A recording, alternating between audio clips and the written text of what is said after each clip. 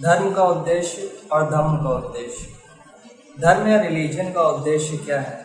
धम्म का उद्देश्य क्या है? क्या वे एक ही हैं और समान हैं या वे भिन्न भिन्न हैं?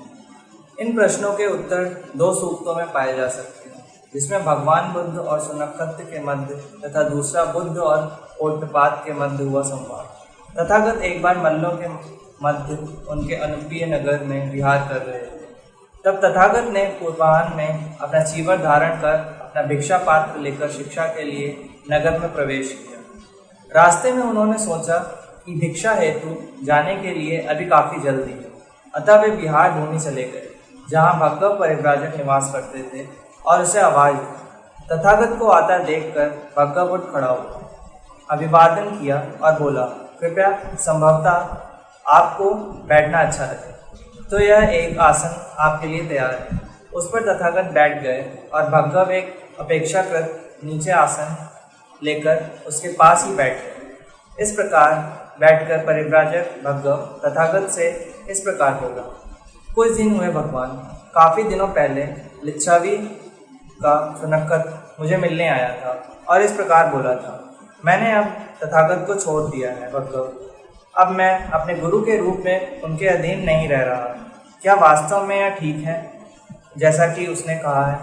भगव, यह ठीक ऐसा ही है जैसा सुनक्कत ने कहा है, तथागत ने उत्तर दिया। इसके आगे तथागत ने कहा, कुछ दिन हुए भगव, काफ़ी दिन पहले सुनक्कत मुझे मिलने आया था और इस प्रकार बोला, अब मैं तथागत के शिष्यत्व का त्याग करता हूँ। तथागत ने, अब मैं अपने गुरु के रूप में आपके अधीन नहीं रहूँगा। जब उसने मुझसे यह कहा, मैंने उससे कहा, किंतु अब सुनक्कत, क्या मैंने कभी तुझसे कहा था, आज सुनक्कत मेरे शिष्य के रूप में मेरे अधीन रहे? नहीं भगवान, ऐसा आपने कभी नहीं कहा। या कभी तूने मुझसे कहा था कि मैं तथागत को अपने गुरु के रूप में स्वीकार करता हूँ?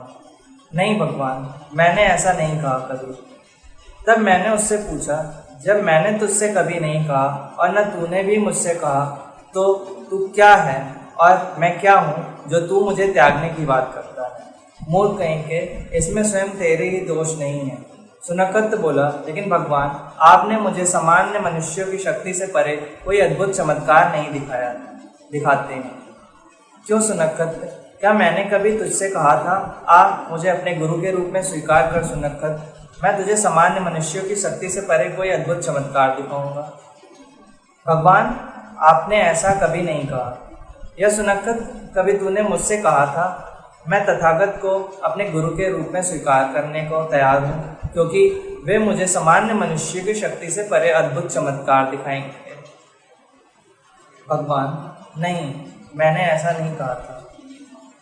जब न मैंने तुझसे कहा और तूने ही मुझसे कहा, तो मूर्ख मनुष्य, जो तू मुझे त्यागने की बात करता है, तू क्या सोचता है? सुनक्कत, चाहे मनुष्य समान शक्ति से परे प्रतिहार दिखाए जाए या नहीं, क्या मेरे धम्म की शिक्षा देने का यही उद्देश्य नहीं है कि इसका अनुसरण करने वाले को आगे से दुखों का संपूर्ण विनाश प्राप्त हो सके? भगवान, चाहे इस प्रकार प्रतिहार दिखाए जाए या नहीं, निसंदेह यही उद्देश्य है जिसके लिए तथागत ने धम्म की शिक्षा दी है। सुनक्कत, तब उस उद्देश्य के लिए उसका कोई महत्व नहीं है, चाहे प्रतिहार दिखाए जाए या नहीं, जो तुम्हारे लिए उनका प्रदर्शन किस काम का होगा? देख मूर्ख मनुष्य, इसमें स्वयं तुम्हारा कितना अधिक दोष है, किंतु तथागत ने मुझको सृष्टि के आरंभ के विषय में कुछ नहीं बताया है। क्यों सुनक्कत, क्या मैंने तुम्हें कभी कहा था, आ सुनक्कत मेरा शिष्य बन जा और मैं तुझे सृष्टि का आरंभ बताऊंगा? भगवान, आपने नहीं कहा। या कभी तूने मुझसे कहा था कि मैं तथागत का शिष्य बनूंगा क्योंकि वो मुझे सृष्टि का आरंभ बताएंगे? भगवान, मैंने नहीं कहा था। जब न मैंने ही तुझे कहा और न तूने ही मुझे कुछ कहा, तो तू क्या है और मैं क्या हूँ, मूर्ख मनुष्य, कि तू उस आधार पर मुझे त्यागने की बात करता है? तू क्या सोचता है? सुनक्कत, चाहे सृष्टि का प्रारंभ बताया जाए या नहीं बताया जाए, क्या मुझे धम्म की शिक्षा का यही उद्देश्य नहीं था कि इसका अनुसरण करने वाले अपने दुख का नाश कर सकेंगे? भगवान, चाहे आप सृष्टि के आरंभ का पता बताएं और चाहे ना बताएं, यही उद्देश्य है जिसके लिए तथागत ने धम्म की शिक्षा दी। वह अपने दुख का नाश करे। जब सुनक्कत उस उद्देश्य के लिए इसका कोई महत्व ही नहीं है, चाहे सृष्टि के आरंभ का पता बताया जाए या नहीं, तो तेरे लिए सृष्टि के आरंभ का बताना जाना किस काम का होगा। इससे यह स्पष्ट होता है कि धर्म का तो सृष्टि के आरंभ के बताए जाने से सरोकार है, धम्म का एकदम नहीं। तथागत और पौटपाद के बीच हुई चर्चा में धर्म और धम्म के मध्य सामने आई अन्य भिन्नताएं। तथागत एक बार श्रावस्ती में अनाथपिंडिक के जेतनवन ग्राम में ठहरे हुए थे। उस समय पौटपाद नामक परिव्राजक रानी मल्लिका के उद्यान में दार्शनिक सिद्धांतों की सामान्य व्यवस्थाओं पर चर्चा के लिए बने सभागार में निवास कर रहा था। उनके साथ अनुयायी परिव्राजकों की एक काफ़ी बड़ी संख्या थी, कोई लगभग 300। तथागत और पौटपाद के मध्य एक संवाद हुआ। पौटपाद ने पूछा, तब भगवान, यदि ऐसा ही है तो मुझे कम से कम इतना बताएं, क्या संसार शाश्वत है? क्या केवल यही सत्य है और अनमत्य मूर्खता मात्र है? तथागत ने उत्तर दिया, पौटपाद, मैंने कब कहा कि यही मत ठीक है कि संसार अनंत है और सब मूर्खता है? इस विषय पर मैंने कोई मत व्यक्त नहीं किया है। तब उन्हीं शब्दों में पौटपाद ने निम्नलिखित सभी प्रश्नों को पूछा। क्या संसार शाश्वत नहीं है? क्या संसार ससीम है? क्या संसार असीम है? क्या आत्मा और शरीर एक ही हैं? क्या आत्मा एक शरीर और शरीर भिन्न भिन्न है? क्या तथागत मरणोपरांत पुनः जन्म लेते हैं? क्या वह मरणोपरांत पुनः जन्म नहीं लेते हैं? क्या वह मरणोपरांत पुनः जन्म लेते हैं और नहीं भी लेते हैं? क्या वह मरणोपरांत न तो पुनः जन्म लेते हैं और पुनः जन्म नहीं लेते हैं?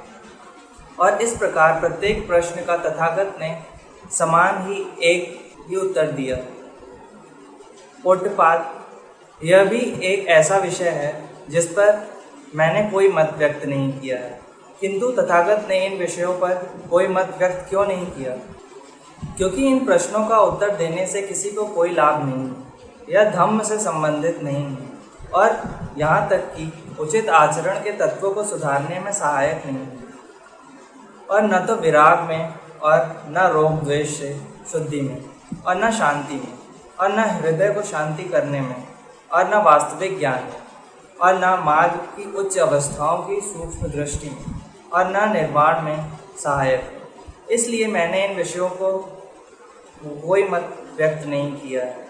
पौटपाद ने पुनः पूछा, तब तथागत ने किस विषयों पर व्याख्यात करना निर्धारित किया है? पौटपाद, मैंने प्रतिपादित किया है दुख क्या है। मैंने प्रतिपादित किया है दुख का समुदाय अर्थात मूल कारण क्या है। मैंने प्रतिपादित किया है दुख का निरोध क्या है। मैंने प्रतिपादित किया है वह मार्ग क्या है जिसके द्वारा दुख के निरोध तक पहुंचा जा सकता है। और तथागत ने इन विषयों पर अपने उपदेश क्यों नहीं दिए हैं? क्योंकि पौटपाद जिन प्रश्नों का समाधान किया है वे प्रश्न लाभ के लिए उपयुक्त हैं, धम्म से संबंधित हैं, उचित आचरण के प्रारंभ में सहायक है, विराग में, राग द्वेष से शुद्धिकरण में, हृदय को शांत करने में, वास्तविक ज्ञान में, मार्ग की उच्च अवस्था की सूक्ष्म दृष्टि में और निर्वाण में सहायक। इसलिए पौटपाद, मैंने ऐसा वक्तव्य प्रस्तुत किया है। इस संवाद में यह स्पष्ट हो गया है कि धर्म की क्या विषय वस्तु है और धम्म का क्या विषय वस्तु है। दोनों में जमीन आसमान का अंतर है। धर्म का उद्देश्य संसार की उत्पत्ति की व्याख्या करना है, धम्म का उद्देश्य संसार का पुनर्निर्माण करना है।